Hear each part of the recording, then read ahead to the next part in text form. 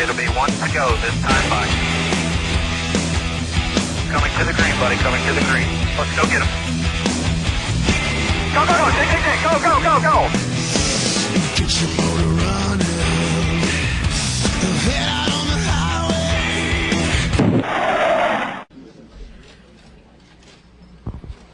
You ready? Good morning, everyone. I'm Mike Arning with True Speed Communication on behalf of everyone at Stewart-HAAS Racing, as well as the folks here at Michigan International Speedway. I want to welcome you to this morning's press conference. Obviously, you pretty much know what it's all about, so we'll go ahead and introduce our folks from your left to right. Ryan Newman, Tony Stewart, and General Manager of Haas CNC Racing, Joe Custer. Tony, it's pretty obvious why we're all here today, and it's capped off a month-long bit of announcements, but today another important piece of the puzzle is Stewart-HAAS.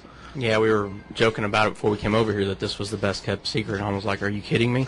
I don't know that anything that I've done in the last 8 months has been a secret, but this is an exciting day. I mean, it's very important to Stewart-HAAS Racing, obviously, and being able to announce that we've got Ryan on board is something that we've all been looking forward to since the day that we first spoke with Ryan and Chrissy about coming over here and joining the team. So we're just more excited to be able to let everybody else know. We know what it's done for the organization once we announced that I was coming over. The flood of personnel that have come over and wanted to join the team since we made that announcement has been huge, and with the addition of Ryan coming on board now, I think is even going to make that list even grow larger. So it keeps giving us a greater depth of people that we have as an option now to get over to the race team and add to the people that we have right now and make this team even stronger than what it was a couple weeks ago already. And Ryan, this brings together two Indiana natives, two guys with a lot of deep USAC roots. Why make the decision to move to Stewart-HAAS next year?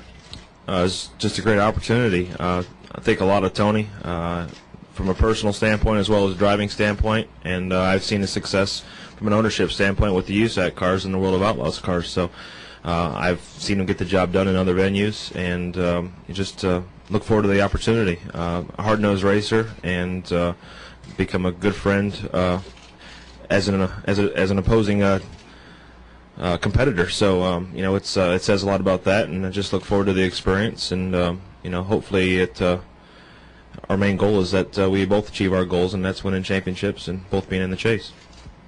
And finally, Joe Custer, General Manager of the team. Joe, you've seen this team grow a lot in the last month. Talk about this latest development to the operation. It's overwhelming in ways, to have Tony come on board, obviously, and now Ryan. It's just unbelievable. We welcome Ryan, of course, Haas Automation and General Motors, and all the supporters of our efforts are, key players in this, and we're thrilled. And Tony's led the charge, and it's just the program's growing. It's exciting to be part of it, and to have Ryan part of it. I mean, what we can say, the Rocket Man's on board.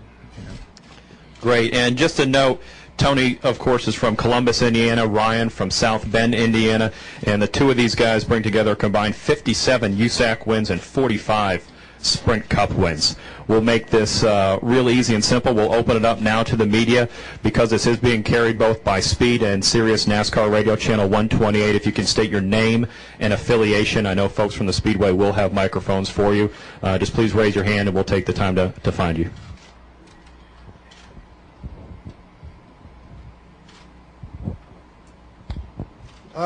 Wolfgang Munzer from Germany, Rennsport Press Agency. Personal question to you, Tony.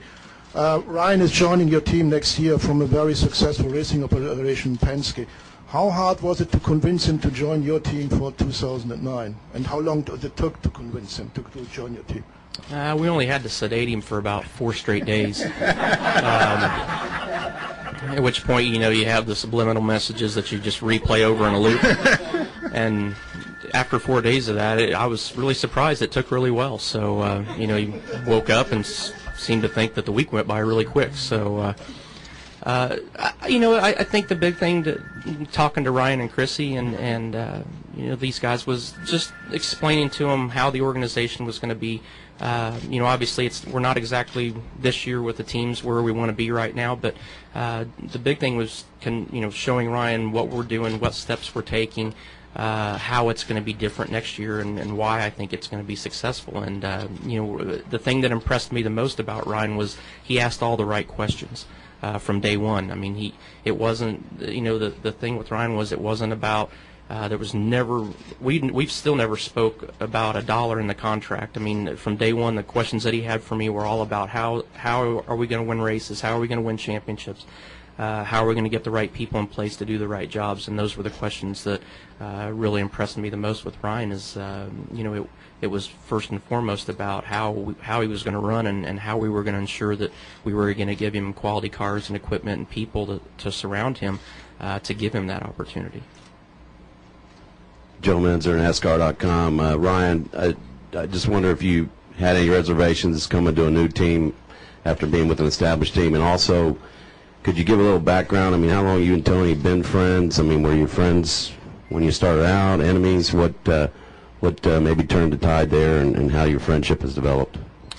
I'd say the biggest reservation, kind of happened back in Daytona when we won that race, and I was in a situation where I was talking to Roger about the contract, and it didn't really materialize to the point that it didn't. Period. And just from Tony's standpoint, he was announcing his plans, and I was in limbo about my plans, and things kind of just came together. And as far as answering the part about Tony and I's history, from racing USAC midgets, Silver Crown cars, he was, I'd say, 2-3 years ahead of me as far as where his curve was and moving up and getting to NASCAR and racing in what was then Busch Car National Series. And I just I went to him for advice. He actually, I don't even know if he remembers this, but he asked me to come out to an IRP test one day when I was down in Indy, just when he was racing one of his nationwide cars then, just to come out to